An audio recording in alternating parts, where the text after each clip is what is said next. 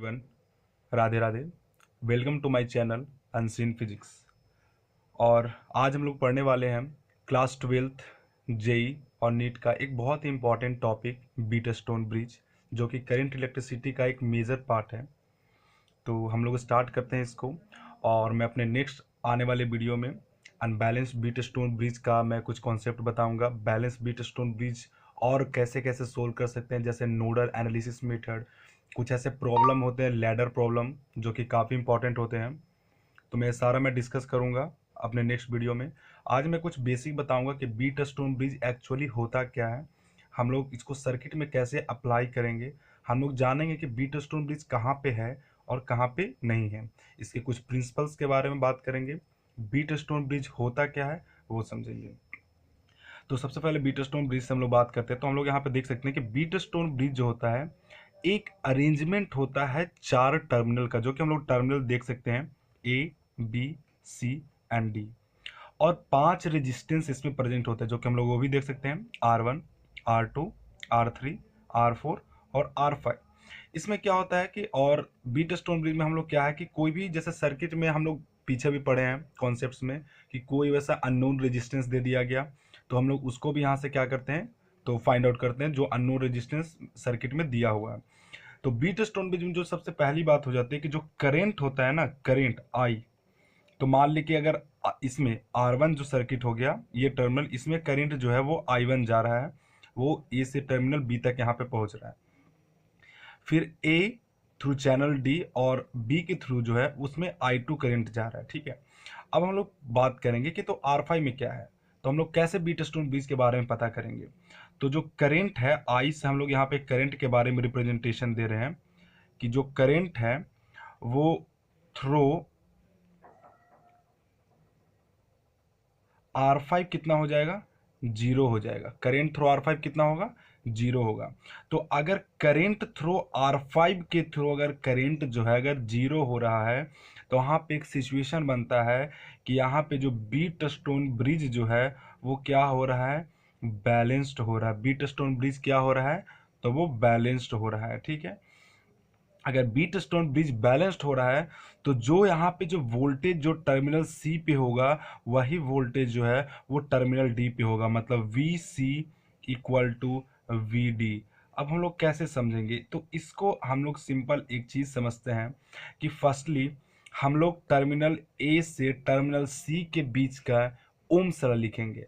अब Ohm's law होता क्या है, ओम्स लॉ क्या होता है, V equal to I R, V equal to I R. ठीक है, तो हम लोग ओम्स लॉ लिखेंगे ए से सी के बीच में। तो कैसे लिखेंगे, तो यहाँ पे थोड़ा नीचे आ जाते हैं, यहाँ पे देख सकते हैं कि V A minus V C equal to I R, जैसा हम लोग फॉर्मूला में पढ़े। ठीक है, तो इसमें करंट कितना जा रहा है, तो करंट जो है वहां पे देख सकते हैं I1 जा रहा है और रेजिस्टेंस कितना है, R1 है। तो हम लोग क्या इक्वेशन बना सकते हैं, I1 और R1, इसको हम लोग मानेंगे इक्वेशन नंबर 1। ठीक है, ओके। नेक्स्ट हम लोग क्या बात करेंगे कि अब ये टर्मिनल सी से टर्मिनल बी के बीच में ओम्स लॉ से इक्वेशन लिखेंगे, यानी V C minus V B equal to, उसमें भी करंट कितना जा रहा है, I1 और रेजिस्टेंस कितना है, R2, I1 और R2, जिसको हम लोग मानेंगे कि ये है इक्वेशन नंबर 2। ठीक है, अब हम लोग क्या करेंगे कि इक्वेशन 1 को डिवाइड करेंगे इक्वेशन 2 से। ठीक है, तो V A minus V C बटा V C minus V B equal to, अब हम लोग देख सकते हैं I1 R1 बटा I1 R2। तो हम लोग देख सकते हैं I1 दोनों सेम है, ये क्रॉस आउट हो जाएगा, बच गया क्या, R1 बटा R2। इसको हम लोग मान लेंगे कि ये कोई इक्वेशन P है। ठीक है, नेक्स्ट हम लोग अब terminal A to terminal D पे सेम ओम्स लॉ लगाएंगे and terminal D to terminal B पे ओम्स लॉ लगाएंगे। तो जल्दी से इसको हम लोग लिखते हैं, so V A minus V D equal to I2 R3 equation number 3 and V D minus V B equal to I2 R4, ये क्या हो जाएगा तो मेरा इक्वेशन नंबर 4। सेम यहाँ पे भी इक्वेशन 3 और 4 को हम लोग डिवाइड देंगे, वही same method V A minus V D upon V D minus V B, ठीक है, इक्वल टू I2 से I2 कट जाएगा, बच जाएगा क्या R3/R4, ठीक है। यहाँ तक हम लोग समझ गए। इसको हम लोग मान लें क्या कि ये है, मान लें कि इक्वेशन जो है ये Q है। अब क्या हम लोग देखेंगे कि जैसे यहाँ पे हम लोग देखें कि I थ्रू जो R5 है वो 0 है, I थ्रू R5 क्या है, 0 है। तो यहाँ पे बीट स्टोन ब्रिज क्या हो रहा था, तो बैलेंस हो रहा था। तो जब बीट स्टोन ब्रिज बैलेंस हो रहा था तो जो टर्मिनल वोल्टेज जो है टर्मिनल जो सी पे है वही सेम वोल्टेज टर्मिनल डी पे है। तो हम लोग ऊपर में देखेंगे कि जैसे यहाँ पे जो इक्वेशन हम लोग फाइंड आउट किए कि V A minus V C equal to R1/R2, B equal to क्या हो जाएगा, नहीं V A sorry, V A minus V C upon V C minus B B equal to R1/R2 लिखे। And equation Q जो क्या लिखे कि V A minus V D upon V D minus B B. अब जैसे सी और D ये दोनों क्या है, तो सेम है, ठीक है। एंड दूसरा हम लोग देखेंगे क्या कि वी डी और वी बी ये भी दोनों क्या है, सेम है। यानी हम लोग ऐसे कर सकते हैं कि P इक्वल टू क्यू, तो P इक्वल टू क्यू जब करेंगे तो जो सेम सेम यहाँ पे जो वोल्टेज आ रहा है वो क्या हो जाएगा, कैंसिल हो जाएगा। तो एट लास्ट हम लोग को क्या इक्वेशन बच जाएगा कि R1 divided by R2 equal to R3 sorry R4, ठीक है। ये एट लास्ट हम लोग को प्रिंसिपल मिल जाएगा, यही है। अगर ये इक्वेशन, ये जो इक्वेशन बना, अगर ये कोई भी सर्किट अगर वो सेटिस्फाई करता है इस प्रिंसिपल को, तो बीट स्टोन ब्रिज जो है वो हम लोग बोल सकते हैं कि पॉसिबल उस केस में है। अदरवाइज अगर ये जो प्रिंसिपल अगर वो सेटिस्फाई नहीं करता है, मतलब हम लोग बोल सकते हैं कि वो अनबैलेंस्ड बीट स्टोन ब्रिज है। और अगर ये प्रिंसिपल सेटिस्फाई कर गया तो हम लोग बोलेंगे कि वो क्या है, बैलेंस्ड बीट स्टोन ब्रिज है, बैलेंस्ड बीट स्टोन ब्रिज है, ठीक है। ये हो गया पूरा समरी, ठीक है। यानी बेसिक प्रिंसिपल ये है। इसको हम लोग ऐसे भी लिख सकते हैं कि R1 R4 equal to R2 R3, ठीक है। इसको हम लोग ऐसे भी बोल सकते हैं, ठीक है। यहाँ से देख सकते हो, अगर कुछ ऐसा नोट डाउन करना है तो प्लीज़ नोट डाउन कर सकते हो। तो यहाँ पे निकालने के लिए एक, जैसे हम लोग पढ़ते थे सीरीज एंड पैरेलल कॉम्बिनेशन में कि आर इक्विवेलेंट का फॉर्मूला होता था, तो यहाँ भी कुछ एक आर इक्विवेलेंट का फॉर्मूला होता है जो मैं यहाँ पे नोट डाउन कर दे रहा हूँ। आर इक्विवेलेंट इक्वल टू, यहाँ पे क्या करेंगे कि R1 plus R2 multiply by R3 plus R4 divided by R1 plus R2 plus R3 plus R4। अगर ये इक्वेशन को हम लोग लिखेंगे, ये आर इक्विवेलेंट का अगर हम लोग फॉर्मूला लिखेंगे तो हम लोग बोल सकते हैं कि यहाँ से हम लोग इजिली आर इक्विवेलेंट को फाइंड आउट कर सकते हैं। फॉर्मूला अपने माइंड में इससे बैठा लो ताकि क्वेश्चन, आने वाले क्वेश्चन में काफ़ी हेल्प मिलेगी। तो ये पूरा हो गया बीट स्टोन ब्रिज का समरी। अब हम लोग कुछ ऐसे बेसिक्स क्वेश्चन करते हैं। तो एक तो बेसिक क्वेश्चन करवाऊंगा जो balance Wheatstone bridge obviously होगी। एक क्वेश्चन मैं करवाऊंगा जो कि थोड़ा उसमें अनबैलेंस बीट स्टोन ब्रिज रहेगी। तो अनबैलेंस बीट स्टोन ब्रिज जो रहेगी उसमें मैं KCL वगैरह, KCL या KVL उसको लगा करके मैं वहाँ पे सोल्व करूँगा।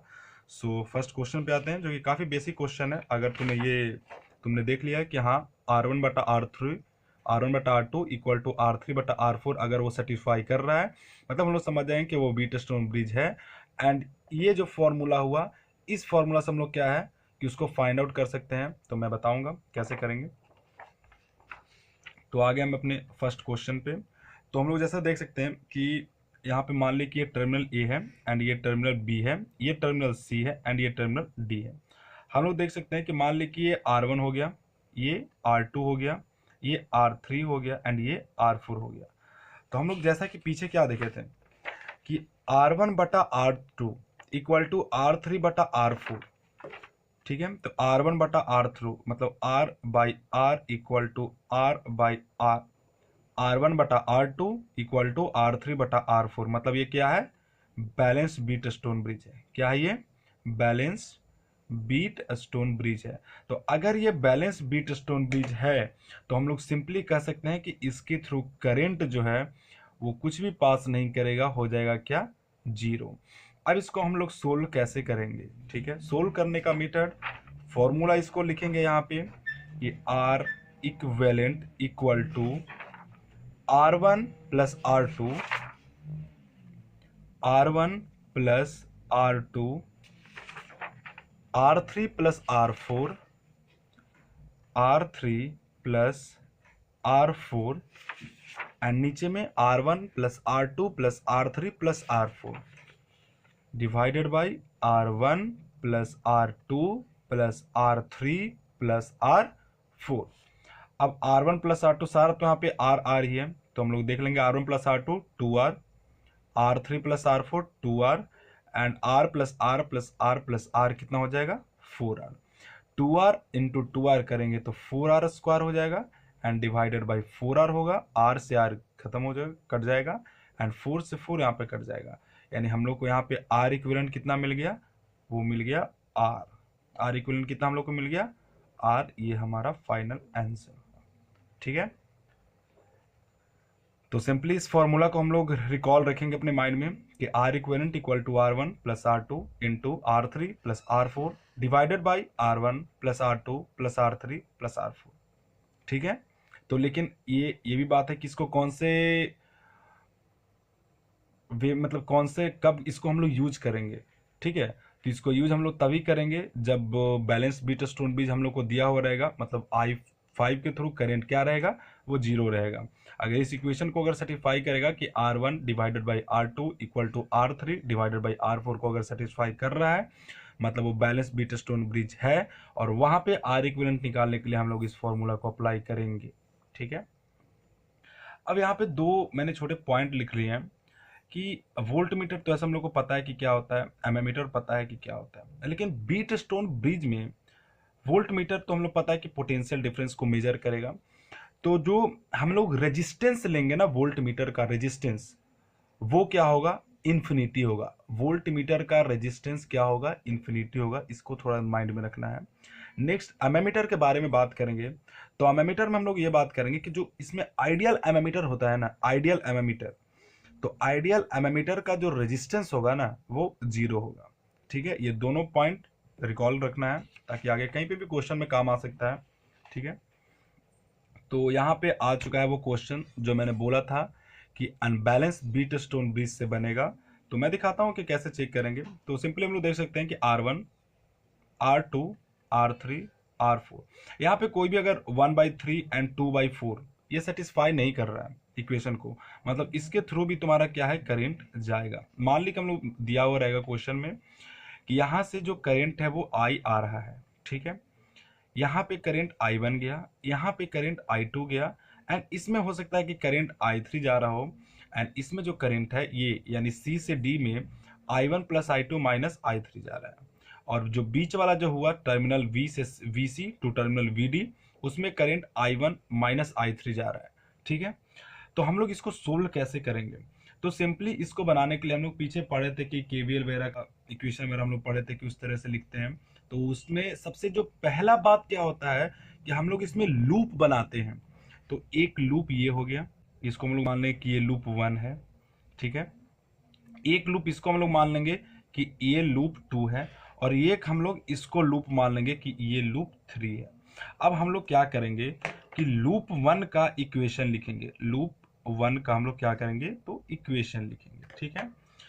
तो यहाँ पे हम लोग देखेंगे कि यहाँ से वोल्टेज पॉजिटिव साइड से कनेक्ट है, यहाँ पे क्या हो जाएगा कि करंट है, तो करंट क्या हो जाएगा, माइनस I1, ठीक है, माइनस क्या हो जाएगा नेक्स्ट, यहाँ पे लूप 1 में अगर पूरा लिखना चाहेंगे तो यहाँ पे देख सकते हैं I1 माइनस I3 है, I1 माइनस I3, IR है ना, तो यहाँ पे R का वैल्यू कितना है, 1, ठीक है, और यहाँ पे रेजिस्टेंस कितना है, 5, और प्लस 3I2, प्लस 3I2 किसके बराबर हो जाएगा, 0 के इक्वल हो जाएगा। यहाँ पे जब इक्वेट करेंगे तो -6I1 plus 3I2 plus 5i3 equal to 0। ये हो गया इक्वेशन नंबर मेरा 1। ठीक है, नेक्स्ट हम लोग लूप 2 के लिए लिखेंगे। लूप 2 के लिए, तो लूप 2 के लिए हम लोग लिखना चाहेंगे तो जैसे यहाँ पे देखो -2i3, क्योंकि रेजिस्टेंस वहाँ पे 2 दिया हुआ है, plus 4i1 plus i2 minus i3 और प्लस 5i1 माइनस i3, ये किसके बराबर हो जाएगा? 0 के इक्वल। अगर ये लिखने नहीं आ रहा है तो कमेंट कर सकते हो कि हाँ KCL या KVL का इक्वेशन कैसे लिख सकते हैं, तो मैं नेक्स्ट कोशिश करूँगा, ट्राई करूँगा कि उस पर वीडियो जो है थोड़ा शॉर्ट में मैं बना दूँ। तो अभी फ़िलहाल इस क्वेश्चन को देखते हैं। तो यहाँ पे नेक्स्ट इक्वेशन जब इसको हम लोग सोल्व आउट करेंगे तो हो जाएगा 9i1 plus 4i2 minus 11i3 equal to 0, जो हम लोग मानेंगे कि इक्वेशन नंबर 2 है। लूप 1 के बारे में हम लोग लिख दिए, लूप 2 के बारे में लिख दिए, नेक्स्ट जो आता है फाइनल लूप 3 के बारे में इक्वेशन लिखेंगे। ठीक है, तो हम लोग लूप 3 को लिखेंगे। लूप 3 का क्या हो जाएगा कि देख सकते हैं वोल्टेज यहाँ पे 10 दिया हुआ है, तो 10 माइनस 3i2, क्योंकि करेंट इस तरीके से कुछ जाएगा, 3i2 minus 4i1 plus i2 minus i3 equal to 0। तो यहाँ पे क्या हो जाएगा कि 10 को हम लोग इस साइड लेते आएंगे जब, तो अंदर क्या हो जाएगा, साइन जो है LHS और RHS में चेंज हो जाएगा।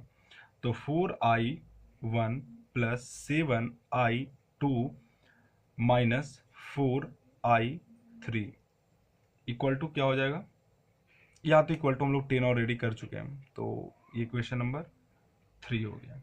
अब हम लोग क्या करें कि इक्वेशन 1 जब इसको हम लोग सोल्व आउट करना है, इसको हम लोग सोल्व करेंगे जब, तो इसको सोल्व करने के लिए हम लोग क्या करेंगे, जो इक्वेशन 1 है उसको हम लोग 4 से मल्टीप्लाई कर देंगे।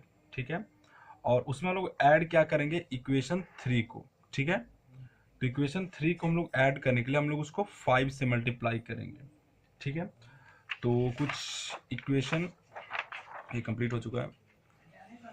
तो कुछ जो इक्वेशन है वो इस प्रकार बनेगा कि जब हम लोग इक्वेशन 1 को 4 से मल्टीप्लाई करेंगे और इक्वेशन 3 को जब हम लोग 5 से मल्टीप्लाई करेंगे तो यहाँ पे बनेगा क्या, -4i1। जब हम लोग इसको सोल्व करेंगे, इसको सोल्व तुम लोग कर ले सकते हो, नॉर्मल सी इक्वेशन है, प्लस 47i2 इक्वल टू 50। ये एक अलग इक्वेशन फिर से बनेगा जिसको हम लोग मानेंगे कि इक्वेशन नंबर ये 4 है। अब क्या करेंगे कि इक्वेशन 1 को हम लोग फिर से दूसरा इक्वेशन सोल्व करने के लिए 11 से मल्टीप्लाई करेंगे एंड प्लस इक्वेशन 2 को हम लोग 5 से मल्टीप्लाई करेंगे। तो जब इसको हम लोग सोल्व आउट करेंगे, इक्वेशन 1 जो ऊपर देख सकते हो, थोड़ा सा वीडियो में 10 सेकेंड पीछे जा करके तुम एक पेज पे उसको लिख करके सोल्व करो। तो यहाँ पे जब हम लोग सोल्व करेंगे तो -21i1 आ जाएगा एंड प्लस 53i2 आ जाएगा इक्वल टू 0। ये इक्वेशन नंबर 5 हो गया। हम लोग यहाँ पे देख सकते हो कि i1 है और i2 है, तो कोई एक का तो वैल्यू हम लोग यहाँ से निकाल सकते हैं। एक का वैल्यू कैसे निकालेंगे कि हम लोग बोल सकते हैं कि अगर -21 को उस तरफ हम लोग भेज दें तो i1 का वैल्यू क्या हो जाएगा कि 53/21i2, ये i1 का वैल्यू निकल जाएगा यहाँ से।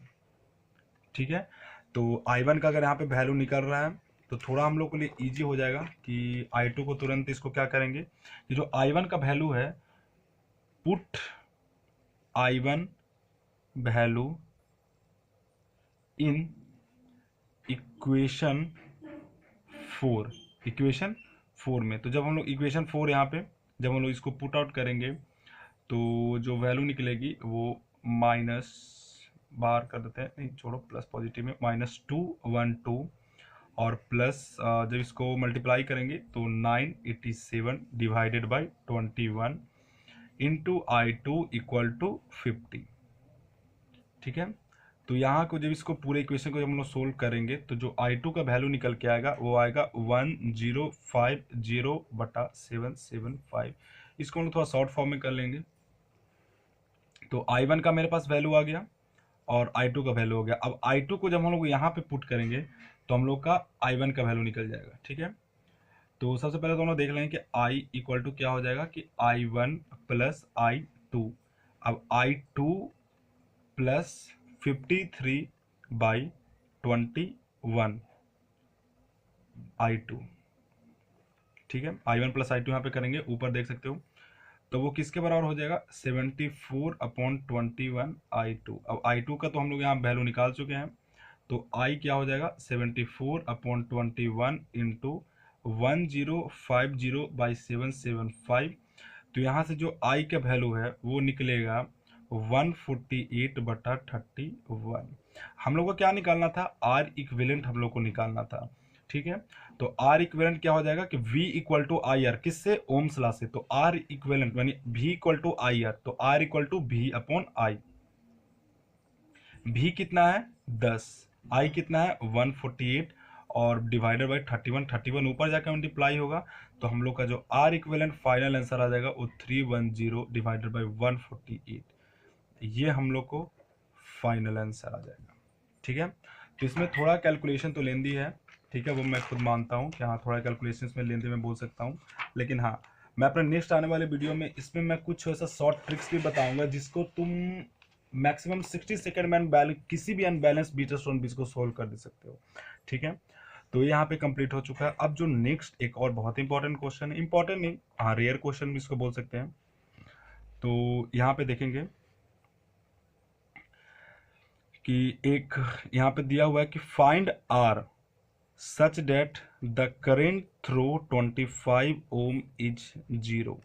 यानी ये जो आर यहाँ पे दिया हुआ है इसका वैसा वैल्यू निकालना है कि जब हम लोग इसको बैलेंस करें ना, जब इसको हम लोग बैलेंस करें तो जो इक्वेशन इसके थ्रू जो करेंट है वो 0 आ जाए, ठीक है।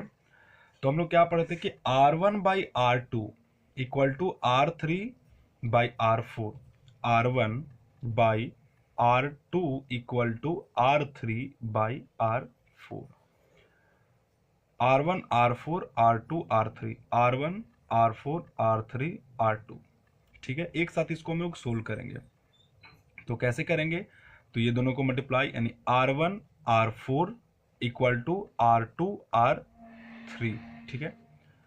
तो 100, R1 का भी वैल्यू 100 है और R2 का भी वैल्यू 100 है, इक्वल टू R2 का वैल्यू कितना है 200 multiply by 100R upon 100 plus R, ठीक है। 200 को हम लोग इस तरफ लाएंगे, डिवाइड में लाएंगे, तो 100 into 100 upon 200 equal to 100R upon 100 plus R, ठीक है। यहाँ पे इसको जब हम लोग कैलकुलेट करेंगे तो 50 equal to 100R upon 100 plus R, ठीक है। तो जब क्रॉस मल्टीप्लाई करेंगे तो 5000 हो जाएगा और plus 50R equal to 100R, इसको उस साइड में भेजेंगे तो 5000 इक्वल टू 50R, तो R का वैल्यू क्या हो जाएगा 5000 डिवाइडेड बाई 50, जब इन लोग कट करेंगे तो कितना हो जाएगा 100 हो जाएगा वैल्यू, यानी R का वैल्यू कितना हो जाएगा 100, R का वैल्यू कितना हो जाएगा 100 ओम, ठीक है। जब इसको हम लोग यहाँ पे पुट करेंगे R के वैल्यू में तो जो पूरा बीट स्टोन ब्रिज है वो क्या हो जाएगा बैलेंस्ड हो जाएगा, ठीक है। ये पूरा बीट स्टोन ब्रिज क्या हो जाएगा बैलेंस हो जाएगा, और बीट स्टोन ब्रिज जब बैलेंस होगा तो जो करंट जाएगा यानी करंट जो 25 ओम में जाएगा वो करंट कितना हो जाएगा 0 हो जाएगा। और एक और आई थिंक एक और मेरे पास क्वेश्चन है, मैं सोचता हूँ कि वो भी करवा ही देता हूँ। तो इतना देख सकते हो, कहीं पे कोई प्रॉब्लम नहीं आना चाहिए, अगर कोई प्रॉब्लम है कोई डाउट है तो कमेंट कर सकते हो। नेक्स्ट क्वेश्चन यहाँ पे हम लोग देखते हैं, किसमें करंट फाइंड आउट करना है, find current in each wire. सबसे पहले हम लोग देख लेंगे कि ohm's law V equal to I R, लेकिन यहाँ पे E दिया हुआ है तो I equal to E upon R, इस चीज़ को सबसे पहले हम लोग रिकॉल करेंगे, सबसे पहले हम लोग इसको याद करेंगे, ठीक है। तो यहाँ से करंट क्या निकलेगा E by R, E by R, यहाँ से सर्किट में भी कितना निकला E बाई आर, यहाँ से सर्किट थोड़ा चेंज हो रहा है। अब देखो यहाँ पे देखो, ए है, बी है, सी है और डी है। अब देखो इसमें रेजिस्टेंस कितना है, 1 2 3 4 5, यानी 5 रेजिस्टेंस आ रहा है, यानी कहीं ना कहीं बीट स्टोन ब्रिज का कॉन्सेप्ट और केस दोनों डेवलप हो रहा है। सर्किट हम लोग बनाएंगे।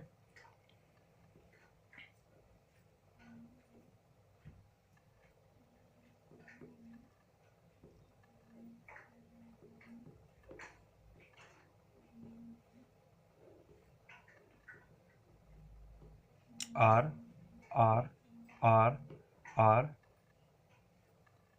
आर, इसको ऑब्वियसली बनाना बहुत ईजी है। मैंने यहाँ को इसको टर्मिनल को ए मान लिया है, एंड इसको बी मान लिया है, इसको सी मान लिया है, इसको डी मान लिया है। जैसे जैसे यहाँ पर टर्मिनल दिया हुआ है, ए से सी के बीच में एक टर्मिनल मैंने बना दिया, सी से डी के बीच में एक टर्मिनल मैंने बना दिया, फिर यहाँ पे देख सकते हो ए से डी के बीच में मैंने एक टर्मिनल बना दिया और डी से बी के बीच में मैंने एक टर्मिनल बना दिया, और ये सर्किट पूरा कंप्लीट हो गया। हम लोग यहाँ पे देख सकते हैं कि R1 by R2 equal to R3 by R1 by R2 equal to R3 by R4 का यहाँ पे एक इक्वेशन बन रहा है। R1 by R2 equal to R3 by R4, यहाँ पे क्या हो रहा है, वो सेटिस्फाई कर रहा है, वो सेटिस्फाई कर रहा है। मतलब बीट स्टोन ब्रिज तो हम लोग समझ गए कि यहाँ पे पॉसिबल है। ठीक है, यहाँ पे तो ठीक है, I equal to E upon R current जा रहा है। ये करेंट जब अंदर जाएगा तो हम लोग देख सकते हैं कि दो दो सीरीज में आ जाएगा, तो रेजिस्टेंस अब जो न्यू रेजिस्टेंस हो जाएगा आर डैश, वो सीरीज मारने के बाद कितना हो जाएगा, 2R हो जाएगा। सीरीज मारने के बाद कितना हो जाएगा, 2R हो जाएगा।